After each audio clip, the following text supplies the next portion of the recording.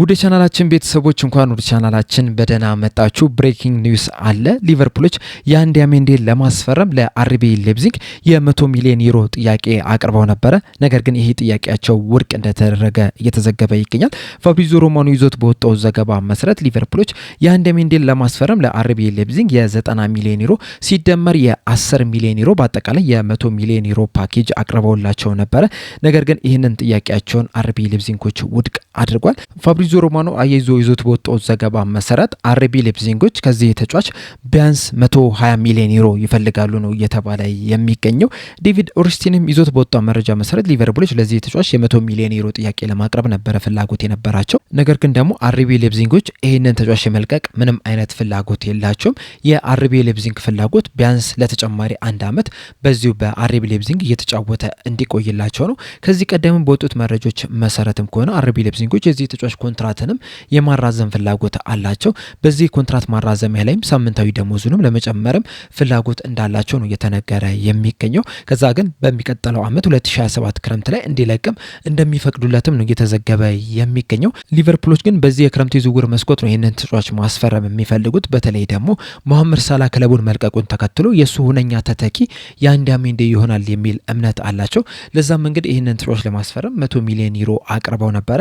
አርቢ ሌፕዚጎች ግን ይህንን ጥያቄያቸውን ውድቅ አድርጎባቸዋል። እንደሚታወቀው ከጥቂት ሰዓታት በፊት ሊቨርፑሎች የኦሳሱና ተጫዋች የሆነውን ቪክተር ሙኔዝ ማስፈረማቸውን አረጋግጧል። ሊቨርፑሎችም በኦፊሻል ቻናላቸውም ይህንን ተጫዋች ማስፈረማቸውን በይፋ ማሳወቅ ችሏል። ከዛ በኋላም እንግዲህ ቤን ጃኮብስ ይዞት በወጣው ዘገባ መሰረት ቪክተር ሙኔዝ የሊቨርፑል የክረምቱ የመጀመሪያ ፈራሚ ነው፣ ነገር ግን ከዚህ በኋላም የተለያዩ ተጫዋቾችንም ያስፈርማሉ የሚል መረጃን ይዞልን ወጥቶ ነበረ። እንደዚሁም ደግሞ እነ ፖል ጆይስም ይዞት በወጡት ዘገባ መሰረት ሊቨርፑሎች ቢያንስ ከዚህ በኋላ ተጨማሪ አንድ የክንፍ ተጫዋችን ያስፈርማሉ የሚሉ መረጃዎችን ሲናገሩ ነበረ። አሁን ላይ እንግዲህ ሊቨርፑሎች የአንዲያሜንዴን ለማስፈረም ጥያቄ አቅርበው ነበር። ነገር ግን ይህ ጥያቄያቸው በአርቢ ሌፕዚጎች ውድቅ ሊደረግ ይችላል። ነገር ግን ደግሞ ይህ ጥያቄ ውድቅ ቢደረግባቸውም ከዚህ በኋላም ተጨማሪ ጥያቄ ያቀርባሉ ተብሎ ነው የሚጠበቀው። ምናልባትም በቀጣይ ቀናቶች ውስጥም በድጋሚ ለአርቢ ሌፕዚግ ጥያቄ ያቀርባሉ ተብሎ ነው የሚጠበቀው። ሊቨርፑሎች የዝውውር መስኮቱን መከፈቱን ተከትሎ በጣም ፈጣን የሚባሉ እንቅስቃሴዎችን እያደረጉ ነው የሚገኙት። ከጥቂት ቀናቶች በፊት ጄምስ ፒርስ ይዞት በወጣው ዘገባ መሰረት ምናልባትም ሊቨርፑሎች የዓለም ዋንጫ ከመጠናቀቁ በፊት እንቅስቃሴዎችን ሊያደርጉ ይችላሉ፣ ከዓለም ዋንጫው በኋላ የተለያዩ እንቅስቃሴዎችን ሊያደርጉ ይችላሉ የሚል መረጃን ይዞልን ወጥቶ ነበረ። አሁን ላይ ግን የዛን ተቃራኒ ነው እያደረጉ የሚገኙት። አንድ ተጫዋች አስፈርሟል፣ ሌላኛውን ተጫዋች ለማስፈረም ደግሞ ጥያቄ አቅርቧል። ከዚህ በኋላም እንግዲህ የተለያዩ ጥያቄዎችን ያቀርባሉ ተብሎ ይጠበቃል። እንደዚሁም ደግሞ በትናንትና ዕለት በወጡት መረጃዎች መሰረትም ከሆነ ሊቨርፑሎች ለአዳም ዎርተንም የ70 ሚሊዮን ፓውንድ ጥያቄ ለማቅረብም እንደተዘጋጁም ነው እየተነገረ የሚገኘው።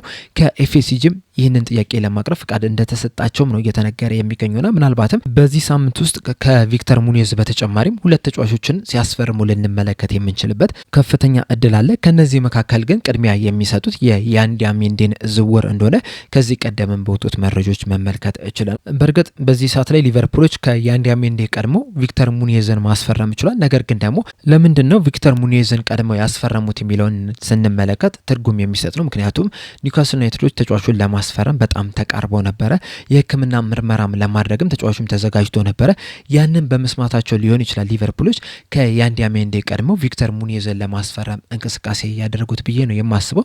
ምናልባት ኒውካስል ዩናይትዶች ከተጫዋቹ ጋር ባይስማሙ ኖሮ፣ ተጫዋቹን ለማስፈረም ባይቃረቡ ኖሮ ምናልባትም የሊቨርፑል የ2026 የክረምት የዝውውር መስኮት ቀዳሚ ፈራሚ የአንዲያሜንዴ ሆኖ ልንመለከት የምንችልበት እድል ነበረው። እንደዛ ቢሆንም ቪክተር ሙኔዝን ማስፈረማቸውን ካረጋገጡ በኋላ በቀጥታ ፊታቸውን ያዞሩት ወደ የአንዲያሜንዴ ነው። ብዙ ሳይቆዩም የመጀመሪያ ጥያቄያቸውን ማቅረብም ችሏል። በእርግጥ ሊቨርፑሎች የአንዲያሜንዴን ለማስፈረም ላለፉት ወራት በደንብ ሲዘጋጁበት ነበረ። ለዛም ነው እንግዲህ ወዲያው ጥያቄ ማቅረብ እየቻሉት። ነገር ግን ያ የመጀመሪያ ጥያቄያቸው ውድቅ ተደርጎባቸዋል። እንደሚታወቀው ፒኤስጂዎችም ይህንን ተጫዋች ለማስፈረም ከፍተኛ ፍላጎት አላቸው። ነገር ግን እንደ ዴቪድ ኦርንስቲን እንደዚሁም ደግሞ እንደ ቤን ጃኮብስ ዘገባ ከሆነ ሊቨርፑሎች ይህንን ተጫዋች የማስፈረም እድላቸው ከፍተኛ እንደሆነ የዝውውሩንም ሂደት ፉክክሩንም እየመሩት እንደሆነ በዘገባቸው ተናግሯል። እናም ከዚህ በኋላ እንግዲህ ሊቨርፑሎች ምን ያህል ገንዘብ ጨምረው ይህንን ተጫዋች ለማስፈረም በድጋሚ ይመጣሉ የሚለውን ነገር አብረን የምንመለከት ይሆናል። ነገር ግን ደግሞ የአንዲያሜንዴ ዝውውር ሂደት ባይሳካ ሌሎች ሶስት አማራጮችን እንደያዙ ነው እየተነገረ የሚገኘው። ዴቪድ ኦርንስቲን እና ቤን ጃኮብስ ይዞት በወጡት ዘገባ መሰረት የአንዲያሜንዴ ዝውውር ሂደት ባይሳካ በሱ ምትክ የብራይተኑ ተጫዋች የሆነውን ያኩቡ ሚንቴ እንደዚሁም ደግሞ የኩሉኝ ተጫዋች የሆነውን ሳይዲ ኤል ማሂ እንደ በተጨማሪም ደግሞ የሊል ተጫዋች የሆነው ማቲያስ ፈርናንዴዝ ፓራዶ የተባሉትን ተጫዋቾች በቅርበት እየተመለከቷቸው እንደሆነ ነው እየተነገረ የሚገኙና ምናልባትም የያንዲያሜንዴ ሂሳብ በጣም ከፍተኛ የሚሆን ከሆነ እንደዚሁም ደግሞ አርቢ ሌፕዚንጎችም ተጫዋቹን ለመልቀቅ ፈቃደኛ የማይሆኑ ከሆነ ከነዚህ ሶስት ተጫዋቾች መካከል አንዱን ሊያስፈርሙ የሚችልበት እድል እንዳለ ነው እየተነገረ የሚገኘው። በተለይ ደግሞ ማቲያስ ፈርናንዴዝ ፓራዶ የተባለው ተጫዋች በጣም ከፍተኛ ግምት የተሰጠው ተጫዋች እንደሆነ ነው እየተነገረ የሚገኘው። ከዚህ በኋላ እንግዲህ ትልቅ ደረጃ ላይ የሚደርሳል ከሚባሉ ተጫዋቾች መካከል አንዱ እንደሆነም ነው እየተነገረ የሚገኘውና ምናልባትም የያንዲያሜንዴ ዝውውር ሂደት ካልተሳካላቸው ፊታቸውን ወደዚህ ተጫዋች ሊያዞሩ የሚችሉበት እድል እንዳለ ነው እየተነገረ የሚገኘው። ነገር ግን በዚህ ሰዓት ላይ ቅድሚያ የሚሰጡት ያንዲያሜንዴን ማስፈረም ነው። እሱንም ለማስፈረም ደግሞ ከፍተኛ ጥረት እንደሚያደርጉም እነ ቤን ጃኮብስ፣ ዴቪድ ኦርሲን እንደዚሁም ደግሞ ፋብሪዞ ሮማኖ በዘገባቸው ተናግሯል። ያለፉትን 12 ወራት እንግዲህ በዝውውር መስኮት ላይ ሊቨርፑሎች በጣም አስደናቂ የሚባል እንቅስቃሴን እያደረጉ ነው የሚገኙት። እንደሚታወቀው በ2005 የክረምት የዝውውር መስኮት በጣም ወጣት የሚባሉ በጣም አስደናቂ የሚባሉ ተጫዋቾችን ሲያስፈርሙ መመልከት ይችላል። እነ አሌክሳንደር ኢሳክ፣ ሂጉ ኤኪቲኬ፣ ፍሎሪን ቪርትዝ እንደዚሁም ሚሎስ ኬርኬዝ እና ጀሬሚ ፍሪምፖንግ ሲፈርሙ መመልከት ይችላል። በዘንድሮ የ2026 የክረምት የዝውውር መስኮት እስካሁን ድረስ ቪክተር ሙኒዝ ለሊቨርፑል ፈርሟል። ከዚህ በኋላም ደግሞ ሊቨርፑሎች ያንዲያሜንዴን ለማስፈረም የመጀመሪያ ጥያቄያቸውን አቅርቧል።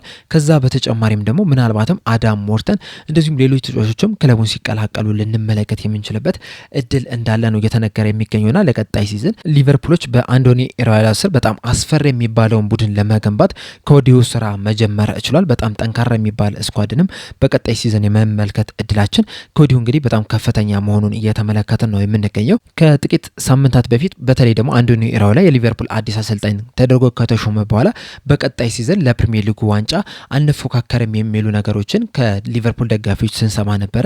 ነገር ግን በዚህ ሰዓት ላይ ሊቨርፑሎች እያደረጉ ያሉትን የተጫዋቾች ዝውውርን ከተመለከትን ግን በእርግጠኝነት በቀጣይ ዓመት በአንዶኒ ኢራዮላ ስር ሊቨርፑሎች ለፕሪሚየር ሊግ ዋንጫ እንደዚሁም ለሻምፒዮንስ ሊግ ዋንጫ መፎካከር የሚችል ቡድንን መገንባት ይችላሉና ምናልባትም በቀጣይ ሲዝንም እነዚህ ሁለት ዋንጫዎችንም ሲያሳኩ ልንመለከት የምንችልበትም እድል አለና በጣም ሊቨርፑሎች አስደናቂ የሚባሉ የዝውውር ሂደቶችን እያደረጉ ነው የሚገኙት። ምናልባትም በነገው እለትም ሊቨርፑሎች ያንዲያሜንዴን ማስፈረማቸውንም አረጋግጧል የሚሉ መረጃዎችንም ልንሰማ የምንችልበትም ከፍተኛ እድል አለ። ምክንያቱም በሊቨርፑልና በአርቢ ሊፕዚንግ መካከል ያለው ልዩነት የ20 ሚሊዮን ዩሮ ብቻ ነውና ምናልባትም አርቢ ሊፕዚንጎችም ትንሽ ቀነስ አድርገው እንደዚሁም ሊቨርፑሎችም ትንሽ ጨመር አድርገው ሊስማሙ የሚችሉበት ከፍተኛ እድል አለ። በተጨማሪም ያንዲያሜንዴ አዲስ ኮንትራት የማይፈርም ከሆነ አርቢ ሊፕዚንጎች ተጫዋቹን ለመሸጥ ፍቃደኛ እንደሚሆኑ ከዚህ ቀደም በወጡት መረጃዎች መመልከት እችለናልና ምናልባትም በነገው እለትም ያንዲያሜንዴ ለአርቢ ሊፕዚንግ አዲስ ኮንትራት እንደማይፈርም ነግሯቸው ተጫዋቹ የሊቨርፑል ተጫዋች ሲሆን ልንመለከት የምንችልበት እድል አለ። እንደዛም ካልሆነም በቀጣይ ቀናቶች ውስጥ እንግዲህ የተለያዩ ድርድሮችን አድርገው ሊቨርፑሎች ተጫዋቹን ሊያስፈርሙ የሚችሉበት ከፍተኛ እድል አለ። በተለይ ደግሞ በዚህ ሰዓት ላይ የሊቨርፑል ሜዲካል ስታፍ በዛው በአሜሪካ ነው የሚገኘውና በዛው እግረ መንገዳቸውንም የያንዲያሜንዴን ሜዲካልን ቼክ ሊያደርጉ ይችላሉ። ከዛ በኋላ ሊቨርፑሎች ተጫዋቹን ማስፈረማቸውን በይፋ ሊናገሩ የሚችሉበት እድል አለ። አሁን ላይ ፍሎሪን ፕላተንበርግ ይዞት በወጣው መረጃ መሰረት ከሆነ ደግሞ ሊቨርፑሎች ለአርቢ ሌፕዚንግ ያቀረቡት የ100 ሚሊዮን ዩሮ ፓኬጅ ውድቅ ቢደረግባቸውም በቅርቡ የተሻሻለ ፓኬጅ ይዘው ለመቅረብ ዝግጁ ናቸው እያለን ይገኛልና በቀጣይ ሰዓታት ውስጥ ወይም ደግሞ በቀጣይ ቀናቶች ውስጥም ተጨማሪ ጥያቄ ሊያቀርቡላቸው ይችላሉ እያለን ይገኛል። አያይዞም ይዞት በወጣው መረጃ መሰረት እንዳለኝ መረጃ ከሆነ በሊቨርፑልና በያንዲያሜንዴ መካከል በግል ጥቅማ ጥቅሞች ዙሪያ ችግር እንደማይኖር ነው እየተነገረ የሚገኘው። ለሊቨርፑል በዚህ ሰዓት ትልቅ ፈተና የሆነባቸው ከአርቢ ሌፕዚንግ ጋር መስማማት ብቻ ነው። ይህንን ስምምነት ላይ የሚደርሱ ከሆነ ግን ተጫዋቹ በቀጣይ የሊቨርፑል ተጫዋች እንደሚሆን በእርግጠኝነት መናገር ይቻላል የሚል መረጃን ይዞልን ወጥቷል። በተጨማሪም ግን ፒኤስጂዎች ይህንን ተጫዋች ለማስፈረም ምንም አይነት ጥያቄ እንዳላቀረቡ ነው እየተናገረ የሚገኘው። እንደሚታወቀው ፒኤስጂዎችም ይህንን ተጫዋች በትኩረት ሲመለከቱት ነበረ። ተጫዋቹ ላይም ከፍተኛ ፍላጎት እንዳላቸው ከዚህ ቀደም የወጡ መረጃዎች ሲናገሩ ነበረ። ነገር ግን በዚህ ሰዓት ላይ ሊቨርፑሎች ብቻ ናቸው ለአርቢ ሌፕዚንግ ተጫዋቹን ለማስፈረም ጥያቄ ያቀረቡት እያለን ይገኛል። እናም በአጠቃላይ ሊቨርፑሎች ያንዲያሜንዴን ከአርቢ ሌፕዚንግ ለማስፈረም ከፍተኛ ጥረት እያደረጉ ነው የሚገኙት። ምናልባትም በቀጣይ ሰዓታቶች ውስጥም ይህንን ተጫዋች ለማስፈረም ሁለተኛ ጥያቄያቸውን ሊያቀርቡ የሚችሉበት እድል አለ። ምናልባትም በነገው ዕለት በዚህ ሰዓት ይህንን ተጫዋች ማስፈረማቸውንም ሊያረጋግጡ የሚችልበትም ከፍተኛ እድል አለ እና ሊቨርፑሎች በጣም አስደናቂ የሚባል እንቅስቃሴዎችን በዚህ የክረምቱ ዝውውር መስኮት ማድረጋቸውን ጀምሯል። ከዚህ በኋላ የትኛውን ተጫዋች ያስፈርማሉ ብላችሁ ታስባላችሁ? በመጀመሪያ ደረጃ ደረጃ ያንዲያሜንዴ መቼ ሊፈርም ይችላል ብላችሁ ተገምታላችሁ? ከዛስ በኋላ ሊቨርፑሎች የትኛውን ቦታ ለማጠናከር የትኛውን ተጫዋች ሊያስፈርሙ ይችላሉ ብላችሁ ታስባላችሁ? ሀሳብ አስተያየታችሁ እንዳለ ኮሜንት ሴክሽን ላይ በመጻፍ አሳውቁኝ። ለአሁን እኔ እዚህ ላይ አበቃው። ሊቨርፑሎች ለያንዲያሜንዴ ግን የመጀመሪያ ጥያቄያቸውን አቅርቧል። ይህም ጥያቄያቸውም ውድቅ ተደርጓል። በቀጣይ ቀን እንግዲህ ሌላ አዲስ መረጃ የሚኖር ከሆነ እሱን ወደ እናንተ ይዤላችሁ የምመጣ ይሆናል። ለአሁን ግን እስከ መጨረሻው ደቂቃ ድረስ ስለተከታተላችሁኝ ከልብ አመሰግናለሁ። በቀጣይ እስከምንገናኝም ሰብስክራይብ፣ ላይክ፣ ሼር ማድረግ እንዳትረሱ። ቸር ያቆየን።